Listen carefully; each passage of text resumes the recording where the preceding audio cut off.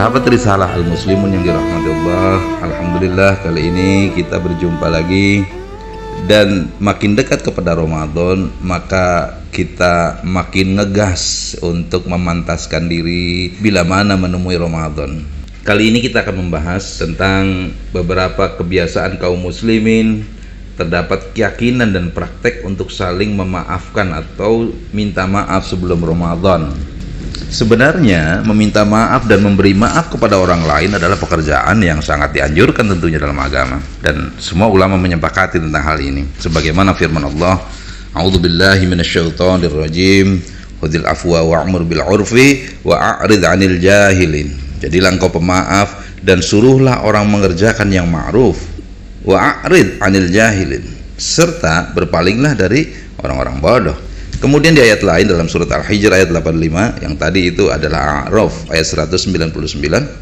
Di Quran surat Al-Hijr ayat 85 juga Allah sampaikan, fasfahis safhal jamila, maka maafkanlah dengan cara yang baik. 22 Quran surat An-Nur, wal ya'fu wal yasfahu, dan hendaklah mereka memaafkan dan berlapang dada. Cukup banyak ayatnya juga di Ali Imran ayat 134, alladzina yunfiquna fis sarra'i wadh-dharra'i wal kadhibinal ghaidha wal 'afina 'anil nas wallahu yuhibbul muhsinin. Orang-orang yang berinfak baik waktu lapang maupun sempit, dan orang-orang yang menahan amarahnya dan memaafkan orang, wallahu yuhibbul muhsinin. Allah menyukai orang-orang yang berbuat kebajikan. Kemudian di Asy-Syura ayat 43, wa man sabara wa ghafara inna dzalika lamin azmil umur.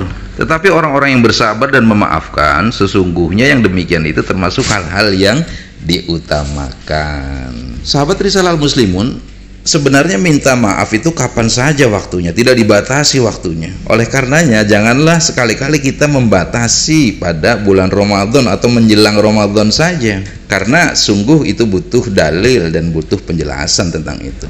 Rasulullah menganjurkan tentang hal maaf-memaafkan ini, sebagaimana disebutkan dalam hadis riwayat Abu Hurairah. Rasulullah bersabda, man kanat lahu madlamatun ahadin min irdhihi aw syai'in, siapa yang pernah mempunyai kezaliman terhadap seseorang, baik terhadap kehormatannya atau apapun, falyatahallalhu minhul yauma qabla an la yakuna dinarun walau dirhamun, maka minta halalkanlah darinya hari ini juga, sebelum tidak ada dinar dan dirham. Maksudnya sebelum kiamat datang atau sebelum kematian itu datang. In kana lahum amalun salihun ukhidha minhu biqadri madlamatihi, maka jika dia mempunyai amal soleh, akan diambil darinya sesuai dengan kadar kezalimannya kepada saudaranya itu. Wa in lam takun lahu hasanatun ukhidha min sayyiati sahibihi fahumila alaihi, jika dia tidak mempunyai kebaikan, maka akan diambilkan dosa lawannya itu, orang yang dizoliminya itu,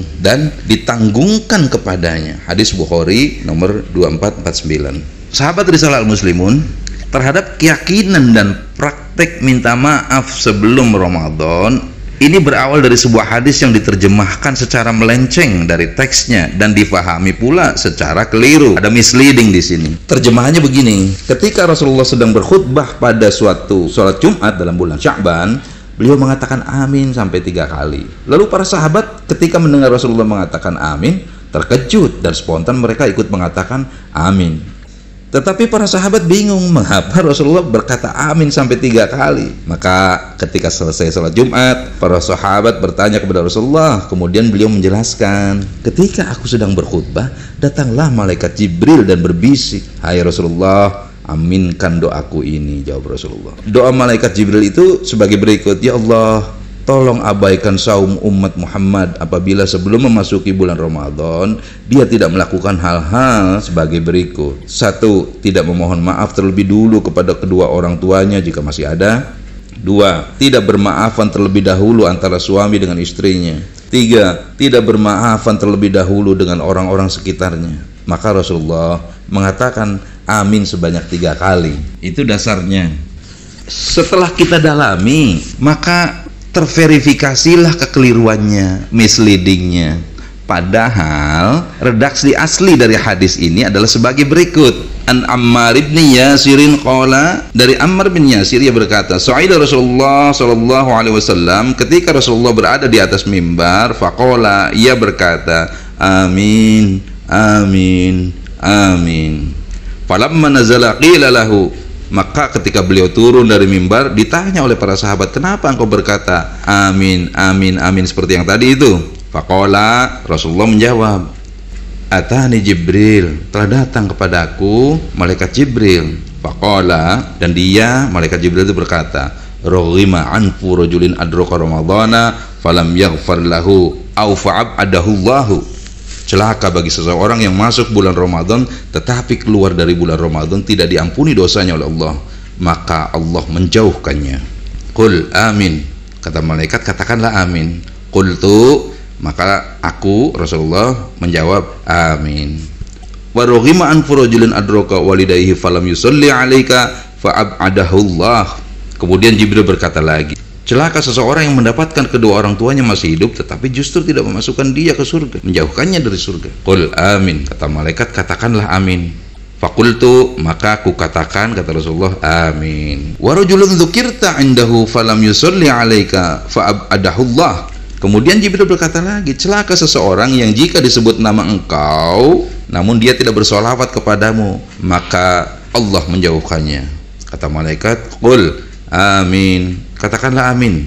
Fakultu, maka aku katakan amin. Inilah hasil penelitian yang diriwayatkan pula dengan redaksi yang berbeda oleh Al-Bazzar, dari Anas, dari At-Tabrani, Ibnu Abbas, Al-Baihaqi, dari Jabir, dari Ka'ab bin Ujrah dan Al-Hakim. Sahabat Ram, ternyata hadis ini dhaif. Kata Syekh Al-Albani, dhaifun jiddan, ini sangat dhaif. Kemudian diriwayatkan oleh At-Tabrani dalam Al-Mu'jamul Kabir dari Ishaq bin Abdullah bin Kaisan. Kita ulangi, dari Ishaq bin Abdullah bin Kaisan dari ayahnya Sa'id bin Jubair dari Ibnu Abbas. Kata Syekh Al-Albani, menurutku sanad ini sangat dhaif, padanya terdapat dua rawi yang dhaif. Satu, rawi Abdullah bin Kaisan, dia dinilai dhaif oleh para ulama dan tidak ada yang menyatakan thiqah atau kredibel selain Ibnu Hibban. Namun Ibnu Hibban pun menyatakan bahwa ia yukhti'u, bahwa dia itu keliru. Karena itu Ibnu Hajar berkata dalam kitab Taqribut Tahdzib, saduq yukhti'u katsirun, dia jujur namun banyak kekeliruan. Rawi yang kedua adalah Ishaq, putranya Abdullah bin Kaisan. Jadi ini antara bapak dan anak. Ishaq bin Abdullah bin Kaisan ini juga sangat dhaif. Tidak ada seorang ulama pun yang menilainya thiqah, bahkan Al-Bukhari mengatakan dia itu al-munkarul hadis. Sahabat Ram, meskipun riwayat At-Tabrani ini dhaif, namun matan atau redaksi hadis itu sahih karena diriwayatkan melalui jalur periwayatan lain dari versi Ibnu Hibban, Al-Hakim dan lain-lain dari Ka'ab bin Ujrah. Setelah memperhatikan teks asli hadis yang tadi itu, maka diketahui bahwa hadis tersebut tidak ada hubungannya dengan bermaaf-maafan sebelum saum Ramadan. Maka kesimpulannya, bermaaf-maafan khusus dilakukan sebelum saum Ramadan itu tidak disyariatkan, alias tidak ada perintahnya. Demikian, mudah-mudahan bermanfaat. Aqulu qauli hadza wa astaghfirullah li wa lakum. Assalamualaikum warahmatullahi wabarakatuh.